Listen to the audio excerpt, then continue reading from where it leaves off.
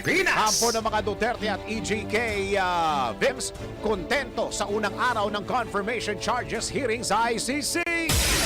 Ronda Pilipinas. Desisyon sa impeachment complaints laban kay VP Sara ipinauubaya na sa House Justice Committee. Ronda Pilipinas. Pope Leo XIV pinagbawalan ng mga pari na gumamit ng AI sa paggawa ng homily. Ronda Pilipinas. Ano kayo malalaman na hindi AI yun, no? UP, oy, kampiyon UAAP Men's Football matapos talunin ng FEU.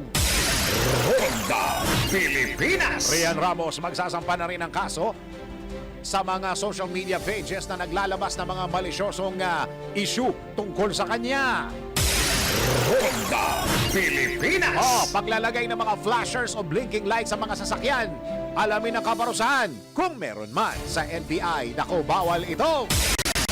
Ronda Pilipinas. Totoo nga ba na mas mahal mga aso ang kanilang amo kesa sa pagkain? Ha? Alamin natin na mamaya. Let's prove it. Ronda Pilipinas. Congressman Martin Romualdez, inaresto na daw siya sa Amerika, ha? Alamin kung fact or fake. Ronda. Aha! Aha, aha, aha! Ganyan ang mga tugtugin pagka umuulan-ulan ng buhay natin. Kaya pa ba? Ano ba tawag sa mga ganyan? Folk song, no? Folk song. Ewan mo ba? Mga yan, mga folk song. Kumusta na kayo kahapon? No, na? Pagkatapos ng hearing kahapon, ano? Ang yayabang nyo na. Explain kayo na explain. Puro kayo mga abogado. Ha? Okay lang sana kung puro kayo abogado. Yung iba kasi, ano na judge na. Diba? Judge na yung iba Meron ng hatol. Ako, kahapon kayo ba nanood, nakinig, nag-monitor yung tungkol dun sa confirmation of charges ni dating Pangulong Duterte kahapon? Ang daming maski doon sa page ng ng DWIZ, talaga naman. Ang tatalino. 'Di ba? Parang sabi ko nga, eto mga nag-comment na ito ay hindi ito mga abogado, 'di ba? Parang may hatol na Di ba? Pag may hatol na, judge na 'yan, 'di ba? Judge na 'yan. Alam nyo sa totoo lang yung mga ganitong pagkakataon po, napaka-importante po na tayo po'y nakamonitor. Ha? Kayo po'y dapat naka-follow sa page ng DWIZ News FM Regional Station sa lahat ng mga news. Kailangan maging aware tayo sa mga nangyayari dahil historical po ito Historical ito. Ngayon lang ito nangyari. Kaya pagdating ng panahon, siguro 10 years, 5 years from now, 20 years from now, isa yan sa mga nakasulat sa mga history books natin. At pag-aaralan yan ng mga kabataan. Ano nangyari, di ba? Pagka kayo mga matatanda na, mga thunders na, at medyo hindi na kayo naliligo ng gabi dahil kayo'y mahina na ang pulmon. Dapat nagkukwento tayo dahil tayo naka-witness nito Kaya kailangan lahat ng mga itatanong sa atin ng mga anak natin, mga apo natin, importante, napaka-importante, tayo ay may alam. Hindi lang may alam. Dapat ang alam ninyo, tama. Lahat ng ikukwento po ninyo, tama. Ang mga opinion ninyo, nakabase sa tama. Di ba? Para pagsabihin ng apo mo, Lolo, may tama ka. Di ba? Importante na maging tama yung impormasyon ninyo. Dahil darating ang panahon na tatanungin tayo ng mga mahal natin sa buhay. Hindi lang yan Pagka sa mga tumpukan at nagkwentuhan kayo, nagkape-kape kayo, pamilya, sabihin nyo na, pamilya, umuulan at nagkakatamaran magluto at yung iba naman gusto magkape na lang at magtinapay, pumunta kayo sa Tarbak. Sabihin mo na, sa Tarbak, Sa Tarbak. Tapos nagkwentuhan kayo, tapos ikaw naman, pagka natatanong ka ng opinion mo, iinom ka ng kape. Dahil wala ka alam. Dapat kailangan na ini-educate natin ang ating sarili. Ayan. Di ba? Ako nagulat kahapon. Dahil lang inaasahan ko, si attorney, nakalimutan ko na yung interview natin kahapon, parang hindi lang ako nag-expect na magpi-play sila ng mga videos, no? Sa totoo lang, hindi ako masyadong nag-expect. Yung pala, pwede na pala yun, ano? Siyempre, ako medyo curious ako kung paano tumakbo yung mga ganun sa ibang bansa. O, di ba? Alam ko naman, yung mga mambabatas natin na, mga mambabatas na matalino, yan ay nagmamatsyag, nakamonitor dahil gusto nilang madagdagan ang kanilang talino. Yan ay kung gusto. Kailangan ho, kasi mambabatas kayo, di ba? Kapag mambabatas ka, dapat open ka sa mga ganyan. Nanonood ka ng mga ganyan. O, di ba? Para kahit paano, yung iyong mga nalalaman ay nadadagdagan. Hindi lang mga mambabatas, kahit tayo mga pangkaraniwang mga Pilipino. Dapat tayo'y nakatutok at nag-aaral din. O kaya pagka kayo nakarinig ng mga ibang bagay dun sa hearing na yon, dun sa confirmation of charges na yon, mag-aaral. Andiyan naman si Google, di ba? Si parang Google, pwede nyo nang tanongin yan. Bibigyan naman kayo ng mga information na bits. Hindi lang yun, pati AI. Pwede ka nang magtanong, di ba? Ang AI ngayon, ginawa na tayong tamad. Yung AI, hindi nyo kailangan magsulat. Pinutin nyo yung mic doon. Tanungin ninyo, i-record nyo yung boses ninyo, tapos tanungin nyo yung AI, sasagot yun. Sasagot yun. I-send sa inyo yung mga information na kailangan ninyo. Oo. Paano ko nalaman? Ginagawa ko ho yan eh. Oo. Kailangan, nakakita nga ako, iho, ano gawa mo? Ay, tinatanong ko ho si AI, bakit kinakausap mo? Ay, pwede naman ho kasi may mic yan. Tapos tinignan ko yung sa akin, ay, oo nga, may mic. Pagka tinanong niya, sasagot yan. Maniwala kayo. Oo. Para dadagdagan ng inyong mga nalalaman. I-share ninyo. Pagka meron kayong nalalaman, share ninyo, mukha kayong matalino. Di ba? Konting yabang ng konti na tono. Di ba? Magandang araw, Pilipinas!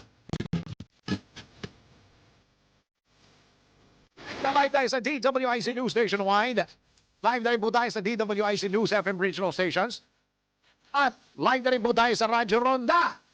Lahat ng mga ginagawang radyo, kanila mga TV. Aliw Channel 23 at DWIC News TV. Magandang araw, Pilipinas. Ako ang iyong magiging tagapagbalita. Ako si Dennis. Dennis Apeno, Jr. Ronda Pilipinas.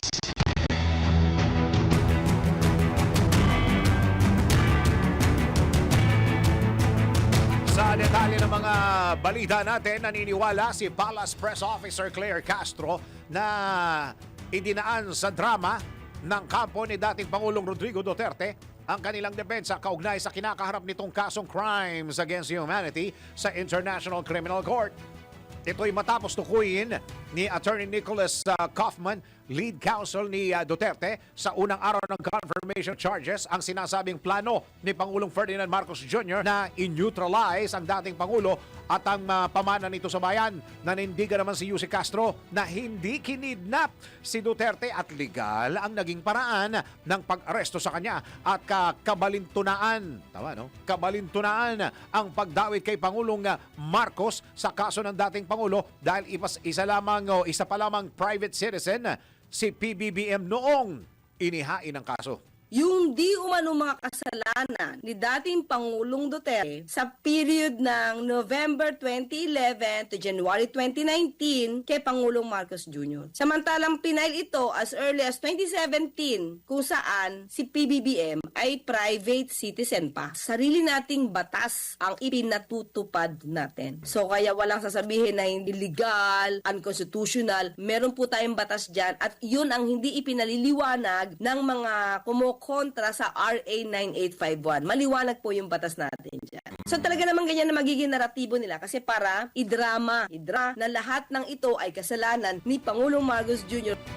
Kumbinsido rin ang palasyo na wala talagang depensa ang defense team ni Duterte para patunayan ang pagiging inosente nito. Kaya kinakaladkad sa kaso si Pangulong BBM.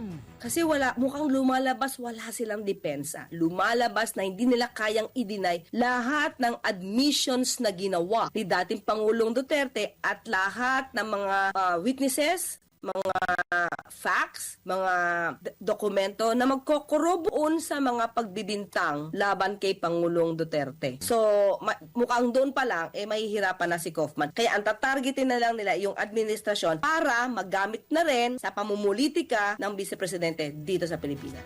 Yan po ang tinig ni Palace Press Officer at Undersecretary Claire Castro sa panayam ng DWIZ! DWIZ! Ronda Pilipinas! Oo, I stand corrected. Ang sinabi ko ho kahapon hanggang Thursday, yung hearing. Hindi ho kasi parang araw ng prosecution team yung Monday, Tuesday. Tapos yung Wednesday ho, parang rest day. Ang araw naman na naka-assign sa defense ay Thursday, Friday. Okay? I stand corrected. Sabi ko kasi kahapon hanggang Thursday. Hindi. Monday, Tuesday, prosecution. Wednesday, parang day off. Day off. Parang rest nila yan. Tapos Thursday, Friday, yan ay araw ng defense. Yon. Para malinaw tayo. Para kayo nag-guide ng tama, ha? Samantala sa ibang balita, Ronda Pilipinas! nanindigan si dating Labor Secretary Silvestre Bello III na pawang mga aligasyon lamang ang mga argumentong ipinresenta ng prosecution ng International Criminal Court. Ito'y matapos ang unang sesyon ng confirmation of charges hearing ni dating Pangulong Rodrigo Duterte. Iginit din ni Attorney Bello ang kahalagahan ng makatotohanang ebidensya na hindi fabricated o incomplete. Nang tanongin naman ukol sa maaring kalabasan ng pagdinig, sinabi nitong mataas ang kumpiyansa nila na sa kakayahan ni Defense Counsel Attorney Nicholas Kaufman. Dagdag pa ni Attorney Bello, ayaw niyang pangunahan ang mga susunod na hakbang ng Defense Counsel at nilinaw na nakaagapay lamang sila kay Attorney Kaufman. Si Dennis Antenor Jr. Ronda Pilipinas! Samantala, tanggap po tayo ng isang report. Ito pa lang si Secretary Gatchalian ay number 2 sa top 7 ng senatorial service. Sabi ko sa inyo, eleksyon na eh.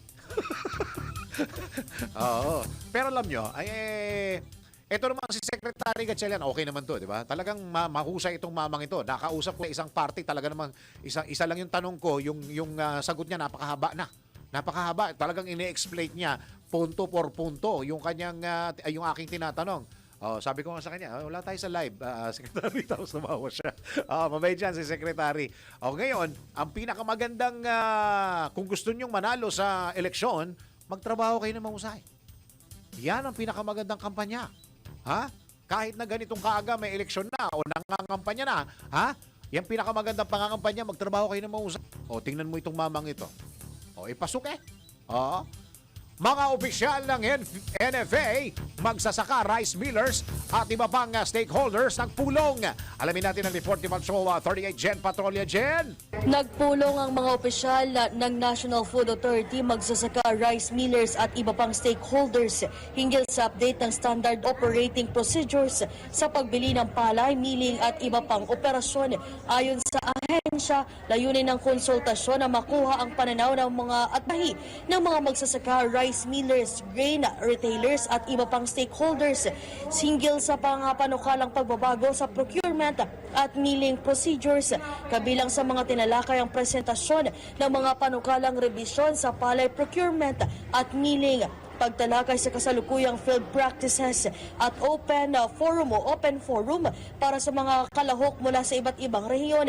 Sinabi ni NFA Administrator Larry Lacson na ang pagrebisa sa SOPs ay para mapahusaso ng ahensya at masiguro ang mas transparent, epektibo at mas serbisyo ang operasyon. Ako si Patrol 38 Jen Patrolya nag-uulat sa himpilang may todong lakas DWIZ Nagbabalita ng tama, naglilingkod ng tama. Kapag may bagong balita, naka-on air, agad-agad, DWIZ Patrol Report. At alamin na natin ang magiging hoon ngayong araw at sa mga susunod na panahon. Pinakahuli, pinaka-latest, pinaka-napapanahon, whether we like it or not, ito ang magiging DWIZ Weather Report. Wala si Daryl, ano? Oo, okay. Si Daryl ho ay inutusan ko. Inutusan ko maligo. May date eh. Kailangan maligo. Hindi, joke lang, may tinatapos. Nasa linya po natin. Kaninang umaga, umuulan-ulan ha? Umuulan labas? Wala na. Maambon na ambon kaninang umaga eh. Sige, nasa linya po natin from Pag-asa si Mr. John Manalo. Paring John, go ahead. Magandang umaga po at ganoon din sa mga taga-subaybay natin dito sa DWIZ. Ang nakaka-apekto po sa atin sa kasalukuyan ay yung easterlies. Ito po yung hangin na mainit na galing sa Pacific Ocean. At ito po ay may dala rin ng mga kaulapan na posibleng magdala ng mga pag-ulan lalo na dito sa Zamboanga Peninsula, Palawan, Basilan at Tawi-Tawi. Pero dito naman sa natitirang bahagi ng ating bansa ay mas mababa na yung tsansa ng mga pag-ulan. Although posible pa rin naman yung mga localized thunderstorms. So tulad po ng binanggot ng anchor natin, may mga posibilidad pa rin. Pero yung mga pag-ulan na yun ay maliitang area lamang at panandalian lamang po. At magpapatuloy yung ganitong weather condition natin hanggang bukas. Hanggang sa susunod na isang linggo, magiging dominant pa rin itong easterlies. At sa kasalukuyan, good news, wala po tayong binabantayan na anumang low pressure area o bagyo sa loob ng Philippine Area of Responsibility. Yan po ang ating update. John? Opo. Oo, hanggang bukas na lang yung ulan. Sa mga susunod na araw ay pwede nang maglaba yung mga misis? Yung mga pag-ulan po na naranasan natin sa Metro Manila ay mga isolated lamang po yan. So, ngayon po, pwede na po ngayon at bukas din. Ang dito lang po natin ina-advise ay sa mga kababayan natin sa Zamboanga Peninsula, Palawan, Basilan at Tawi-Tawi. Yun, yung amihan. Hanggang kailan ang amihan na paring dyan? Yung amihan po natin ay panandalian na hindi nakakaros sa anumang parte ng ating bansa. Ang nakaka-apekto po ay easterlies, pero posible po ito naman ng balik by Monday next week. Monday next week na ang paglamig. Pero kahit pa paano may iba pang mga areas na dito, lalo na sa Metro Manila, malamig pa rin ng gabi at saka hapon dyan, ano?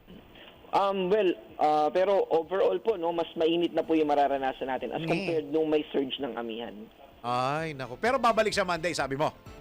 Nang hindi naman po ganun kalakas, pero unti-unti po ay manunumbalik yung kanyang influence of wind speed lalo na at saka yung in terms of wind direction. Tapos, kailan tayo anong tawag doon? Yung heat check, yung heat index, kailan tayo magsisimula niyan dyan? Sa yung projection ng Pag-asa, kailan yan? As early as March 1 po, magre-release na tayo ng heat index issuance. Aga naman! Akala ko pa naman makakarating yung amihan natin dyan sa may kalagitnaan o kaya maski first week man lang ng March, hindi pala. March 1 mainit na. In anticipation lang din po yun. Parang yung po ng Pag-asa, as early as March, mag-release na tayo ng information about heat index. Yun. Not necessarily na talagang sobrang init na po yung mararanasan natin. Ayun. Issuance lang po itong binanggit natin. Yung init factor. Maraming salamat dyan sa impormasyon na yan. Maraming salamat din po at ingat po tayo. Mula sa Pag-asa si Mr. John Manalo. Pinakahuli, pinaka-latest, pinaka-napapanahon, whether we like it or not, DWIZ Weather Report. Ronda Pilipinas. Si Congressman Martin Romualdez inaresto na sa Amerika. Hala, alamin muna natin kung fact or fake. Nadawit ang pangalan ni dating House Speaker at Leyte 1st District Representative Martin Romualdez sa isyu ng korupsyon sa ating bansa, lalo na sa mga anomalya ng mga flood control projects at sa mga di-umano'y kickback na natanggap niya. Ang ibang mga prominenteng pangalan na sangkot sa mga nasabing iskandalo ay patuloy pa ring pinaghahanap ng mga otoridad sa loob at labas ng ating bansa. Pero si Romualdez natagpuan at inaresto daw kamakailan sa Amerika. Base ito sa ilang mga unverified videos at posts na kumakalat online. Gaya ng aking nabanggit kanina, ang keyword dito ay unverified. Kaya't bago ipakalat ang nasabing post o video, suriin muna natin at alamin ang buong detalye kung ang balitang ito ay fact or fake. Alamin mo na kung tama o mali, kung totoo o hindi. Walang peke. DWIZ Fact Fake. Sa ginawang pagsisiyasat ng aming news and research team, isang YouTube video ang inupload noong January 27 ng channel na Political PHTV na may pamagat na heto na, tamba, arestado na, hinuli ni Trump sa Amerika, deserve. Ang thumbnail nito ay may sensational na text na just in, grabe, magugulat ka dito, at nagpapakita ng larawan ni US President Donald Trump na may hawak umanong arrest warrant habang si Romualdez ay makikitang tila nakasuot ng orange prison uniform, isang visual na maaaring magbigay ng impresyon ng pag-aresto. Sa mismong video, ginamit ang komentary ng Duterte-aligned political vlogger na si Banat Bay upang talakayin ang mga ulat tungkol sa isang ari-ariang umano'y nakuha ni Romualdez sa New York. Sa kasalukuyan, ang video ay nakapagtala ng mahigit 24,000 views at halos 2,000 likes. Kumalat ito sa gitna ng mga investigasyon kaugnay ng umano'y anomalya sa mga flood control projects na iniuugnay kay Romualdez noong siya ay House Speaker. Pero ito ay fake. Walang inilabas na kautusan ng administrasyon ni US President Donald Trump para ipaaresto si Romualdez at walang opisyal na pahayag mula sa pamahalaan ng Estados Unidos o ng Pilipinas na sumusuporta sa naturang claim. Matatandaang matapos siyang maiugnay sa investigasyon kaugnay ng flood control projects, kabilang si Romualdez sa mga pangalan sa isang Immigration Lookout Bulletin Order yung ILBO na inilabas ng Department of Justice o DOJ noong nakaraang Oktubre. Ang naturang order ay naglalayong subaybayan ang mga individual na nakalista, ngunit hindi ito nagbabawal sa pagbiyahe at hindi rin ito katumbas ng arrest warrant. Kamakailan lang nakita si Congressman Romualdez sa publiko habang naghahatid ng eulogy para sa yumaong dating House Speaker na si Jose de Venecia noong Lunes, Pebrero 16 sa Batasang Pambansa. Samantala, binabalaan ng publiko sa mga post ng nabanggit na YouTube channel dahil kapansin-pasing partisan o may pagkiling sa isang panig ang mga inilalabas na content nito at karamihan sa mga video ay naglalaman ng mga unverified at misleading claims. Para sa Fact or Fake, Daryl Justin, nagbabalita ng tama, naglilingkod ng tama. Huwag magpapaloko, huwag magpapagancho, huwag magpapaskam. Bawal! Bawal ang peke. DWIZ Fact or Fake. Ronda Pilipinas. Yung title caption pa lang nakalagay, magogolat. Magogolat kayo. Hindi mo pa pagbibintangan ng fake news yon. Magogolat kayo dito. Ang bira. Mali-mali pa yun. Talagang fake news yan. Oy, teka muna. Reminder lang po ito sa ating mga kababayan. Ano po? Huwag pong matakot, huwag pong matakot. Magpayakap sa tuwing makakaramdam ng sakit. Ano po? Pero pagka tama, ang yayakap sa atin yung mga mahal sa buhay. Dahil may PhilHealth na siguradong aalagaan ng kalusugan mo. Lahat tayo miyembro at sigurado sa Pino. Pumunta lamang sa mga accredited consulta package provider para makapag-avail ng consulta package. Para sa karagdagang impormasyon, bumisita lamang sa kanilang website na www.philhealth.gov.ph at pindutin ang click to call icon. Dahil Pilipino ka, may PhilHealth ka. Ronda Pilipinas. Pilipinas ang ating oras. 31 minuto makaraan ng alas 10 ng morning. Pilipinas. Tuloy-tuloy mga balitan na impormasyon sa Ronda Pilipinas. Ito yung sinasabi ko kanina. Pumangalawa si Secretary Chalian. Tama, no? Si Secretary Rex. Sa talaan ng mga top-performing cabinet members at nakapasok sa ikapito na pwesto sa pinakabagong survey para sa 2028 senatorial race. Yun! Sa 2026 Tangery Survey, nakakuha siya ng 50.9% satisfaction rating at 49.0 trust rating na iniuugnay sa mga inisyatiba ng Department of Social Welfare and Development DSWD tulad ng mabilis na disaster response, digital transformation at mga programang walang gutom 2027 at AKAP. Nakapagtala rin siya ng 34.4% preference rating sa senatorial survey na may malakas na suporta mula sa mga millennial at Gen Z. Doon galing. Ayon sa mga taga-Masid, ipinakikita ng pagtaas ng kanyang trust at preference rating ang patuloy na tiwala ng publiko sa pamumuno na may konkretong resulta. Ronda Pilipinas. Tawagan mo nga mamaya, hindi, sa mga susunod na araw, i-congratulate natin to si Senator. Baka ayaw sumagot. Sabi niya, ang aga naman yan. Sige, teka muna ha. Teka muna, meron tayong pag-uusapan ha. Pag-usapan natin yung nangyari kahapon. Total, mga judgmental naman kayong lahat. Pag-usapan natin yung nangyaring confirmation of charges dito kay dating Pangulong Rodrigo Roa Duterte. Pero mas maganda, pag-usapan po natin ito kasama ang isang eksperto sa batas ha. Nasa linya po natin ang Associate Dean ng University of Makati, UMac, School of Law, Constitutional Law Professor. Kaibigan natin to si Attorney Cecilio Duca. Attorney, magandang araw sa iyo. Magandang araw kasama Dennis. Paglilinaw lang po, hindi na po tayo Associate Dean ng University of Makati. Tapos na ho. Tapos na. Okay. Professor na lamang ho tayo na nagtuturo ng batas. Iyon, pero nasa UMac pa rin ho kayo. Apo. Okay. Pero kayo'y, nagtuturo pa rin tayo at kayo'y abogado pa rin. Yun ang importante doon. Sige. Okay. Attorney, pag-usapan ho natin, assessment mo na ninyo nung mga pangyayari kahapon. Yung ito pong confirmation of charges ni dating Pangulong Rodrigo Roa Duterte sa ICC. Attorney, go ahead. Okay lang naman po yun. Nasa procedure po yun sa Rome Statute na ilalahad ng mga nagsasakdal ang kanyang, actually, pangunahing statements lang ho yun at wala pang evidentiary matters na ipinapalabas. So ito ho, statement nung nag-aakusa, nagsasakdal, at statement naman ng depensa, siyempre, pagtatanggol nila ang kanilang panig, normal lamang ho yun sa proseso natin, ika nga sa paraan ng due process. Yun, teka muna. Bago yung aking second question, mag-greet ako sa isa pang abogado. Attorney Romy Mac is in the house. Ni Romy Macalintal, attorney, nandito. Ito'y aming host doon sa Senior Moments. Nako, magaling pong abogado yan. Oo, kaibigan natin to, attorney, di ba? Si Attorney Romy Mac.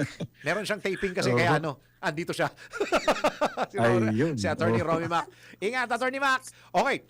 Kahapon, Attorney, medyo nagulat lang ako dahil ang akala ko mangyayari kahapon, yung basahan lang ng charges. Pero nagulat ako, lumabas yung ibaba mo ng konti yung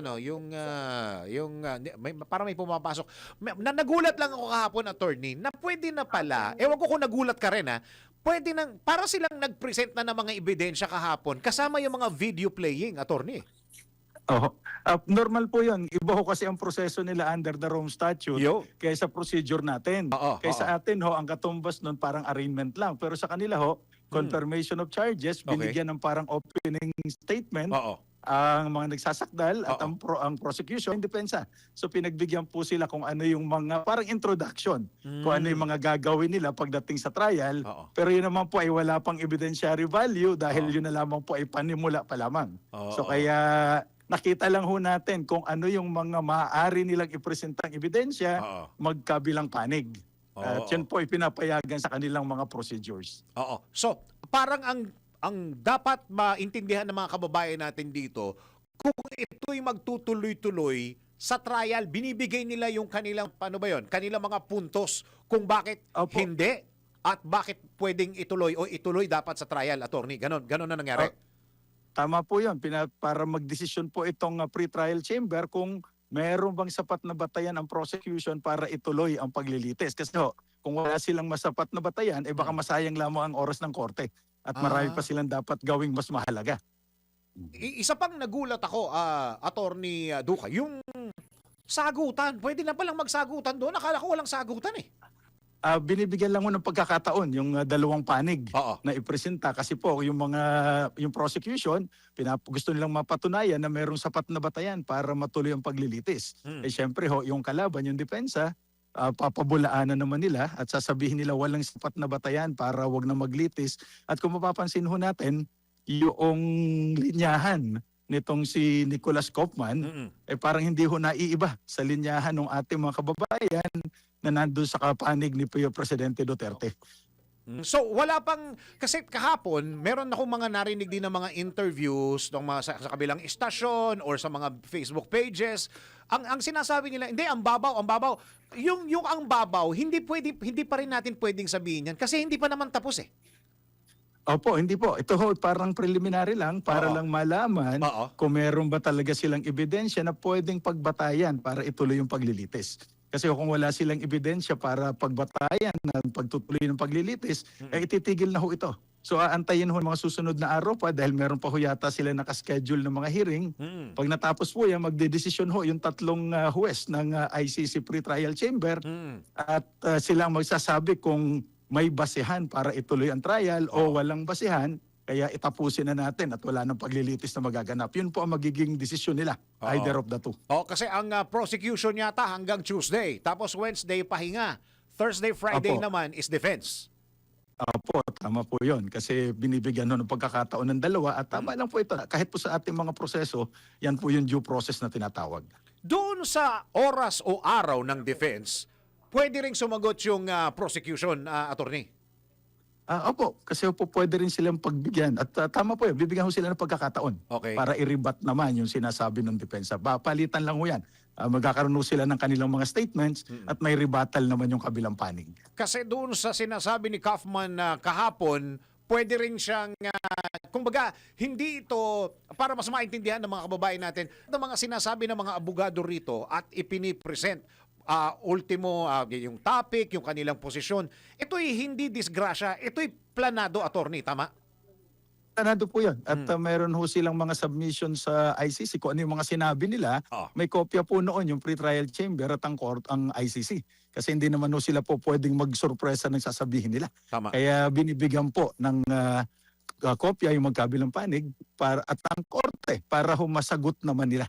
Para may rebuttal hong tinatawag. Oo. Kahapon din, sabi ko, pwede na palang mag-play ng video. Ang inaasahan ko, attorney, kahapon, bakit hindi tumawag ng witness?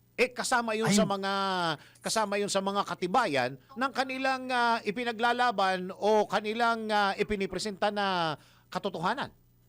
Hindi pa ho kasi ito paglilitis. Ano pa lang ho ito? Okay. Pasimula pa lang, kaya hindi pa ho kailangan ng mga ebidensya. Hindi po natin kailangan ng testigo. Darating po tayo doon. Kung sasabihin po ng pre-trial chamber na may sapat na batayan para tuloy ang paglilitis, doon po magpipresenta na ang prosecution ng kanilang mga testigo at mga ebidensya. Kasi naisip ko kasi yun, yung mga, ako naman walang pinapanigan, parang tayo lang ay, para dun sa mga marites na nanonood at nakikinig. Yung kasing mga kahapon, mga pinresent na mga video clips, attorney, yun ba'y pwedeng tanggapin? At parang ang word, correct me if I'm wrong, ni Attorney Kaufman, yan ay parang cherry picking. Parang pinili lang. Pwede bang sabihin ng sa chamber na yon na Your Honor, yan ho'y 1 minuto ng 15 minutong interview. Ang binigay sa inyo ay 1 minuto lang. Paano po yun, attorney? Pwede po yan. Kasi papatunayan ho ng magkabilang panig na nagsisinungaling yung kabila, sila nagsasabi ng totoo. Normal po sa trial yon. So ang mauuna po niya sa halimbawa po, nagdesisyon ng pre-trial chamber na may sapat na batayan para maglitis, mauuna po magpresenta ng ebidensya at mga testigo yung prosecution. At pwede naman pong i-cross-examine itong mga testigong ito ng prosecution, ng depensa. At pag tapos naman po at nag-rest na ng kanyang kaso ang prosecution, doon naman po itong si Attorney Kaufman at ang team niya magpipresenta ng ebidensya, subject naman sa cross-examination naman ng prosecution side. Hindi ba cross-examine ginagawa ng depensa doon sa mga ebidensya ng prosecution, attorney, kahapon? Yung ngayon po, hindi po ho cross-examination yon. Kasi parang opening statement pa lang po yon. May kita po natin yan kung ite-televise nila o ipapanood nila sa publiko, may kita ho natin yung tunay na cross-examination pag may iniupong testigo at magde-direct examination, saka naman ho i-cross-examine nung kalaban. Hindi ho cross-examine yung sinasabi ni Kaufman kahapon na cherry picking. Hindi pa po. Mga statements lamang po yun, mga generalities po yun. Dating pa po ng paglilitis talaga, doon tayo magkakaroon ng tunay na cross-examination. So parang pagkatapos nitong linggong to, parang may parang may desisyon yung chamber na ilalabas na parang yung desisyon na yon ay parang doon yun kung itutuloy o hindi itutuloy sa trial yung kaso, attorney. Eksakto po. Pag natapos po itong presentation ng mga prosecution at ng depensa, magkakaroon po ng pagkakataon ng korte na i-evaluate yung mga binila at yung mga preliminary evidence nila at doon na magdedesisyon ng korte kung itutuloy ang paglilitis o hindi. Pag nagdesisyon po ang korte na ituloy ang paglilitis, doon natin makikita yung mga ebidensya na magkabilang panig. Kapag ang desisyon ng chamber, attorney, ay hindi dapat magtuloy sa trial, paano yan? Uwian na. Uwi na po. Tama po yun. At makakalaya na po ang Presidente Duterte at makakabalik na bilang mayor, siguro. Pero yun po ay kung sasabihin ng korte na walang basihan ang mga aligasyon. Yung crime against humanities, yun po ay 3 kaso daw na pinagsama-sama, attorney. So ibig sabihin, pagka itong 3 ito ay di magdedire-diretso sa trial, uwian na. Pero pag may isang natira, dediretso ng trial, walang uwian. Opo, isa lang ho doon ang masabi ng korte na mayroong basihan. Tuloy po yun kasi hindi naman ho paramihan ng kaso yan, pabigatan po ng ebidensya na susuporta doon sa kanilang mga aligasyon. Iyon. Tapos pwedeng questionin yung technicalities niya, yung proseso, attorney. Opo, lahat po may karapatan at may kalayaan po ang depensa na questionin ang lahat, ipresenta ng lahat ng bagay na magpapawalan sala sa kanilang kliyente. Normal po yan sa mga defense lawyers. I-explain ba ng korte doon mismo sa chamber na yon kung bakit hindi nila tinanggap yung mga videos na pinresent kahapon, attorney? Pagdating na po sa paglilitis yan, o kaya pagdating ho yan doon sa sa desisyon ng korte, ipapaliwanag ho nila kung bakit tinanggap nila o bakit hindi nila tinanggap. So may mga evidentiary value ho kasing tinatawag, baka sabihin ng korte, wala namang evidentiary value ito at ito lamang ay pure hearsay na hindi naman kayang patunayan sa paglilitis, so hindi natin tatanggapin. O baka naman sabihin nilang, malakas ito at po pwedeng mapatunayan, so tatanggapin natin. So pwede po, it could go either way. Okay, last question ko, attorney. Kapag hindi tinanggap ng chamber 1 o 2 videos na pinresent ng prosecution kahapon, will that weakens the case itself, attorney? Sa puntong ito, hindi po natin masasabi dahil hindi pa naman ho naglilitis. Ano po? Opo. Ngayon po, bagamat maipa-disqualify halimbawa, isang testigo, isang ebidensya, baka naman may iba pa silang ebidensya na mas malakas, baka po pwede pa na mapatunayan kahit na i-disqualify o in-exclude ho itong mga ebidensyang ito. Iyon. Magiging weak ba yung kaso kung nakita na natutulog si Attorney Panelo? Hindi, joke lang ho yan. Hindi, huwag niyo sasagutin. Baka naman no inantok dahil mahaba ang biyahe. Hindi, saka iba yung oras nila dun sa atin. Ay, attorney, opo, magkaiba ng time zone. Oo. Attorney Cecilio Duca, maraming salamat po sa mga paglilinaw na yan sa DWIZ. Maraming salamat po at mabuhay po ang mga saksi ni Duca. Maraming salamat po si Attorney Cecilio Duca ng University of Makati. Pilipinas! Uy, wag nyo nang paglaruan yung natutulog si Attorney Panelo. Salbahe kayo, itong mga netizens na to. Siyempre, hindi nyo din naman, di ba, ibang oras nila doon. Ano ba tayo dito? 7 hours advance, no? Kaya talaga saka malamig doon di ba? Malamig doon. Kaya, tapos yung ating yung time zone, magkaiba yun. Kaya inaantok yung lolo mo. Kayo talaga, maski kayo, aantokin. Huwag nyo nang paglaruan. Salbahe itong mga taong ito.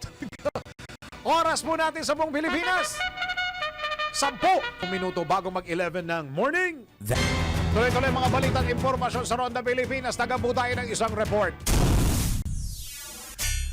Resolusyon ng Senate Minority Block na nananawagan ng proteksyon para sa mga tinukoy na co-perpetrators ni dating Pangulong Duterte ini-refer sa Rules Committee. Alamin natin ang report ni Patrol 19, Celia Ortega Bueno. Ate Celia. Di pa matatalakay o maaprubahan sa plenaryo ng Senado ang Senate Resolution number 307 ng Senate Minority Block na nananawagan ng proteksyon para sa mga tinukoy na International Criminal Court o ICC na co-perpetrators ni dating Pangulong Rodrigo Duterte sa kinakaharap na kaso na crimes against humanity. Ito dahil sa ini-refer sa Senate Committee on Rules ang naturang ng resolution kung saan sa Committee on Rules nire-resolba ang mga usapin ukol sa mga panuntunan o patakaran ng Senado. Sa naturang resolution na siyam na minority senator na ipanawagan ng Senado na protektahan lahat ng Pilipino mula sa extraordinary rendition at bigyan sila ng pagkakataon na dumulog sa mga korte ng bansa sakaling ipaaresto ng ICC at ng iba pang dayuhang korte. Nakasaad sa resolution na hindi dapat maulit sa ibang Pinoy ang manoy extraordinary rendition tulad ng ginawa kay dating Pangulong Rodrigo Duterte na agad isinuko sa ICC at hindi pa nabibigyan ng pagkakataon o hindi nabigyan ng pagkakataon na makadulog sa justice system ng bansa at kahit wala pang applicable na extradition treaty. Nakalagda sa resolution ang mga tinukoy na co-perpetrators ni Duterte na sina Senator Bongo na patuloy na dumadalo pa rin sa sesyon ng Senado at si Senator Ronald Bato de la Rosa na ilang buwan ng absent. Nakapirma rin sa resolution sina Senate Minority Leader Alan Peter Cayetano, si Senator Jinggoy Estrada, Chis Escudero, Rodante Marcoleta, Amy Marcos at Joel Villanueva. Ito sa Patrol 19, Celly Bueno para sa impilang metodong lakas sa DWIZ. Nagbabalita ng tama, naglilingkod ng tama.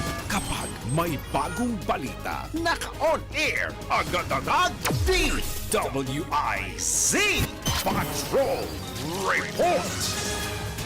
Samantala para sa ating balitang sports, UP kampiyon sa UAAP Men's Football matapos talunin ng FEU. Alamin natin ang sports. Showbiz tuloy na sa isip ko. Sports balita, Kim Gomez.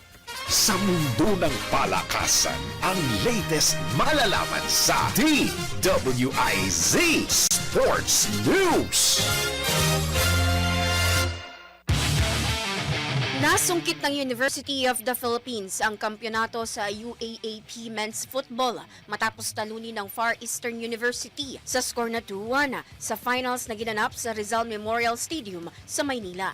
Naipanalo ng UP ang laban matapos maka-score si Ramil Bation sa 104th minute ng laro. Ito ang nagbigay sa Fighting Maroons ng kanilang ikalawang titulo sa loob ng 3 taon. Naunang naka-score ang FEU sa dagdag na oras ng first half matapos maipasok ni Carl Absalon ng isang header. Ngunit sa huling bahagi ng second half, nabigyan ng penalty kick ang UP matapos ma-foul si Florence Tacardon sa loob ng box. Si team captain Charles Lubitania ang kumuha ng penalty at matagumpay na naipasok ang para itabla ang score sa 1-1 at maipwersa ang extra time.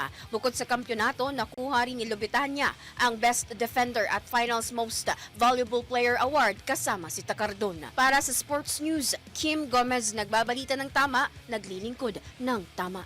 Arena Plus Sportsbook. Arena Plus. Gambling is for 21 years old and above only. Gambling can be addictive. Know when to stop.